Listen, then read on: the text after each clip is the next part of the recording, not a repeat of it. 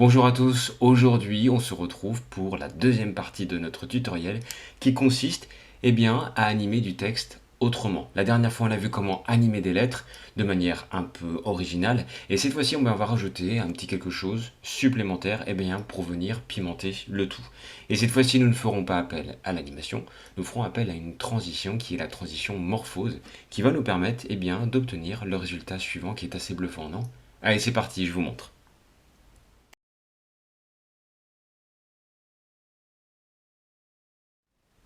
Alors ici, trois diapositives. La première diapositive qui reprend les différentes lettres que l'on a constituées la dernière fois et que l'on a appris à animer autrement. Et deux autres diapositives sur lesquelles on va s'arrêter aujourd'hui. Une première diapositive qui reprend la première lettre du mot bienvenue, la lettre B, sur laquelle aucune animation a été positionnée. Et puis une forme en arrière-plan, au coin arrondi, sur laquelle non plus nous n'avons pas positionné et appliqué d'animation. Et une dernière diapositive, cette deuxième diapositive, donc ces deux-ci vont fonctionner ensemble, avec cette même forme, mais qui a été cette fois-ci redimensionnée, la lettre B, puis toutes les autres lettres qui vont arriver par la suite. Pour au final arriver à un effet comme celui-ci. Ici, nous sommes sur les effets d'animation, mais un effet de transition a été ajouté, et un effet de transition morphose entre la diapositive 2 et la diapositive 3. Quel changement entre la 2 et la 3? Eh bien, le changement principal, c'est cette forme-ci, qui a été redimensionnée. Et en appliquant sur la diapositive suivante l'effet morphose, la transition morphose, elle est prise en compte. Vous avez ici une durée que l'on peut allonger pour vous montrer la différence. Effectivement, il prend en compte le redimensionnement de cette forme. Et on a cette impression qu'une animation a été appliquée, mais en fait, seule une transition vient nous donner le résultat suivant. Alors voyons voir, ici, pas à pas, comment y parvenir. Pour cela, on va intégrer et insérer une nouvelle diapositive, une diapositive totalement vierge. Nous allons récupérer notre lettre B, qui est ici, la copier avec un CTRL-C, et puis la coller avec un CTRL-V. On va demander simplement au logiciel de la positionner plein centre, la voilà. Pas d'animation dessus, on va la retirer. Voilà, cette fois-ci, cette lettre est totalement statique. On va ajouter à cette lettre un deuxième élément qui va être une forme avec des coins arrondis. Pour cela, on va passer par l'onglet Insertion. Et dans les formes, on va opter pour cette forme-ci. On va tracer pour l'instant de manière aléatoire cette forme, simplement retravailler les angles si besoin, et puis demander à positionner en arrière-plan cette forme.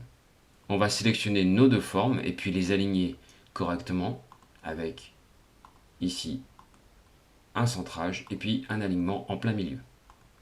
Cette forme-ci, on va la retravailler pour lui donner davantage de profondeur. À l'aide du clic droit, demander à ouvrir le volet format de la forme. On va retirer les contours par défaut et puis demander un remplissage. Mais le remplissage, on va faire simple, on va demander un remplissage qui est totalement identique à celui de l'arrière-plan. Autrement dit, ici, nous allons demander le remplissage de l'arrière-plan de la diapositive.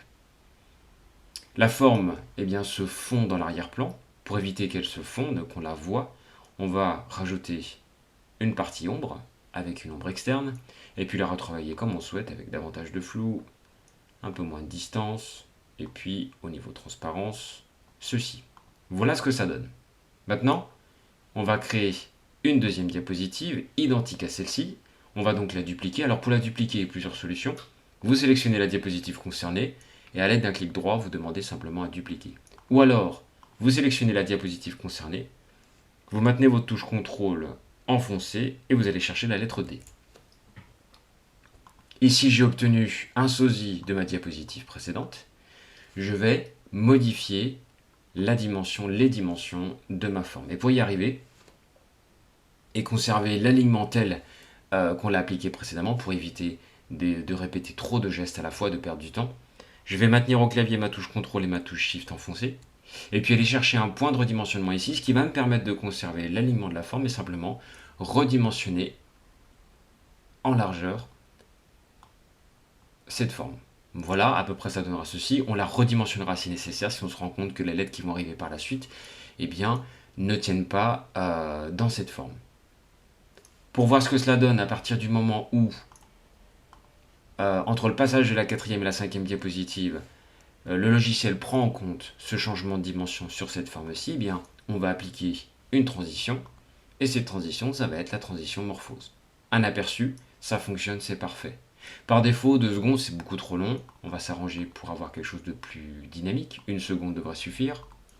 Et voilà ce que ça donne. Parfait. Étape suivante, notre lettre B. Nous souhaitons que cette lettre B eh bien, soit animée, de sorte que lorsque notre forme s'agrandit, eh bien, notre lettre B se déplace vers la gauche, comme ceci. Je reviens sur ma diapositive numéro 5, sélectionne eh bien, ma lettre B, et puis dans l'onglet animation, demander une animation de mouvement. Et on va opter une animation de mouvement sous la forme d'une ligne. Dans les options d'effet, vers la gauche, voilà ce que ça donne. On va modifier bien évidemment la durée, et puis ouvrir notre volet d'animation pour avoir le plein contrôle sur les choses. L'idée ici, c'est que cette animation démarre automatiquement. Alors ici, 2 points. La flèche verte qui correspond au point de départ, et puis la flèche rouge qui correspond eh bien, au point d'arrivée. En cliquant une fois sur la flèche rouge, on voit où va arriver notre lettre B une fois l'animation terminée. On va se positionner sur ce point rouge, maintenir le clic gauche de souris enfoncé et simplement eh bien, positionner où l'on souhaite le point d'arrivée de cette animation. On va simplement vérifier pour voir ce que ça donne. C'est parfait. Il ne nous reste plus qu'une seule chose à accomplir, puisque nous avons déjà appliqué des animations sur les lettres suivantes. On va se contenter eh bien, de sélectionner toutes ces lettres. Le mieux ici, si jamais c'est un peu compliqué de sélectionner plusieurs éléments, on va simplement sélectionner une première lettre, et puis dans l'onglet de format de forme, on va demander à ouvrir le volet de sélection. Effectivement, le volet de sélection va vous permettre d'avoir le plein contrôle sur, eh bien, par exemple, la sélection des éléments que vous souhaitez modifier, copier, masquer, etc. Puisqu'effectivement, vous avez la possibilité de masquer un élément, comme celui-ci par exemple, qui est la lettre B. Alors il n'est pas supprimé, il est juste masqué. Ce qui nous permet de manipuler d'autres éléments de manière beaucoup plus aisée. On a la possibilité aussi eh bien, de renommer cet élément, effectivement, de s'y retrouver, d'y voir plus clair en disant ici, effectivement, ça, cet élément-ci, c'est la lettre B. On pourrait faire la même chose pour les suivantes. Ici, nous sommes sur la lettre I, et ainsi de suite. Et valider avec entrée le fait que vous ayez renommé, qu'il prenne en compte le nouveau nom que vous donnez à cette zone de texte. On a la possibilité de réorganiser ces éléments à l'aide d'un clic et glisser par exemple, ou alors en sélectionnant un de ces éléments et de jouer avec les flèches pour modifier les niveaux, ici la position de cet élément par rapport aux autres. On va simplement masquer la lettre B et puis sélectionner la totalité des autres lettres. Pour cela, on sélectionne une première zone de texte, un premier élément, on maintient la touche CTRL du clavier enfoncé et un clic pour sélectionner les autres. Et ainsi s'assurer eh bien, que de manière aisée et vraiment facile, depuis notre volet de sélection, eh bien, on a pu sélectionner la totalité de ces éléments. Un CTRL-C au clavier pour les copier, et puis direction diapositive numéro 5 avec un CTRL-V pour les coller. On se rend compte que notre forme, effectivement, n'est pas assez grande pour accueillir la dernière lettre du mot bienvenue. Nous sommes toujours dans le volet de sélection, et pour y voir plus clair, on va simplement désélectionner certaines de ces lettres, donc nous n'avons pas besoin de celle-ci. On va conserver simplement eh bien, la dernière. On va sélectionner la forme, maintenir au clavier la touche CTRL et la touche SHIFT enfoncée, afin de ne pas avoir à rejouer sur l'alignement, se positionner sur ce point-ci, et puis augmenter la largeur de la forme. Voilà. On va simplement démasquer les lettres, et puis arriver à cette dernière lettre-ci. Notre lettre B, dans la partie animation, effectivement, on pourrait encore ajuster l'animation, son déplacement. Pour cela, on va cliquer sur la flèche rouge qui concerne le déplacement vers la gauche de la lettre B, se positionner sur le point rouge, maintenir le clic gauche de souris enfoncé, et tout simplement eh bien, la glisser voilà, davantage vers la gauche. On va simplement voir l'aperçu. Le résultat est là, c'est parfait. Et puis sur la partie transition, c'est pris en compte.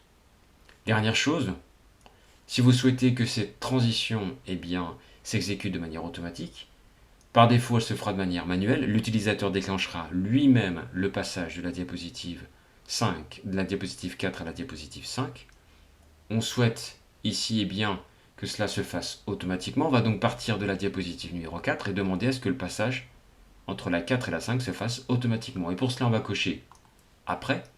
Et on décide ici eh bien, du temps de passage d'une diapositive à une autre. On souhaite qu'il s'arrête simplement pendant une seconde sur cette diapositive-ci avant qu'il exécute la transition morphose pour passer à la numéro 5. Voyons ce que cela donne en mode diaporama.